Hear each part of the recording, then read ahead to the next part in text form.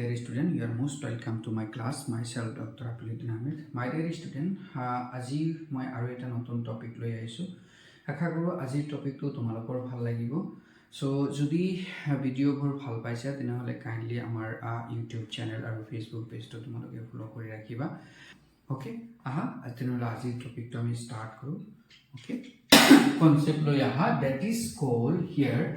a মৌলিক অক্ষৰ ঘাত বা order of a matrix. এতিয়া order of a matrix বুলি ক'লে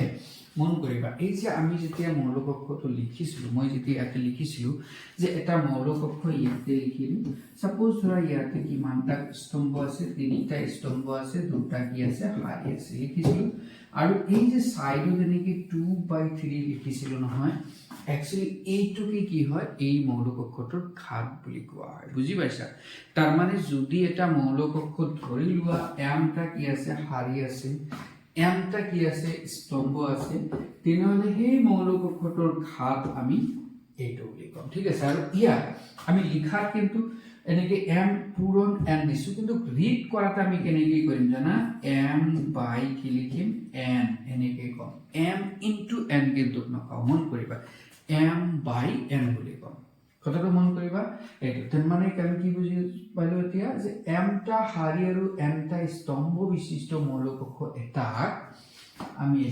m by n ঘাতৰ মৌলিক অক্ষৰ বা সংক্ষেপে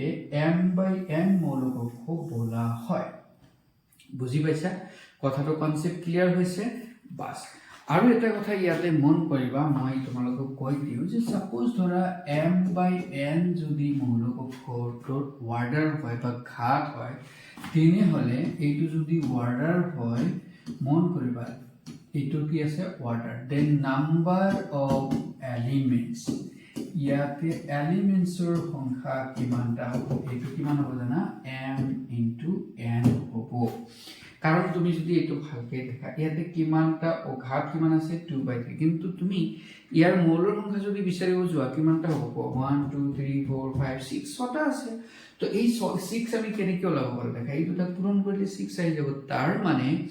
যদি এটা মৌলিক অক্ষৰ ঘাত m by n হয় তেনেহলে তাত থকা মৌলিক সংখ্যা আমি ধুনিয়াকৈ ওলাব পাৰিম এটো কেনেকৈ ওলাম জাস্ট এই দুটা নাম্বাৰক আমি কি কৰি দিম পূৰণ কৰি দিম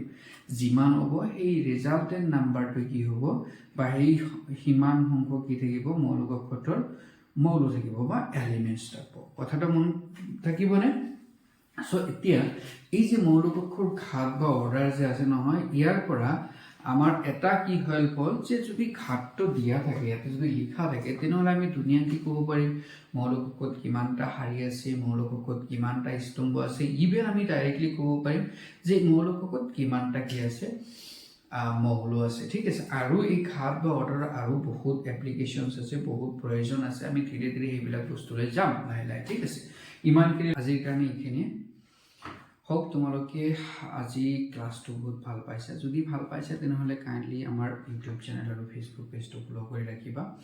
আৰু যদি তোমালোকৰ কোনোবাই যদি আমাৰ ৰেগুলাৰ লাইভ ক্লাसेস বিলাক জয়েন কৰিব খোজা তেনেহলে আমাৰ ভিডিও ডেসক্ৰিপচনত বা আমাৰ টেলিগ্ৰাম চেনেলৰ লিংক দিয়া আছে আমাৰ টেলিগ্ৰাম চেনেলত জয়েন কৰিবা জয়েন কৰিখিনি আমাক হাই বুলি তাতে মেসেজ কৰিবা বা তোমালোকৰ ইন্টাৰেস্টেড দেখালে আমি তোমালোকক আমাৰ লাইভ ক্লাছত কেনেকৈ জয়েন কৰিব লাগে তাৰ ডিটেইলছ আমি তোমালোকক শ্বেয়াৰ কৰিম ঠিক আছে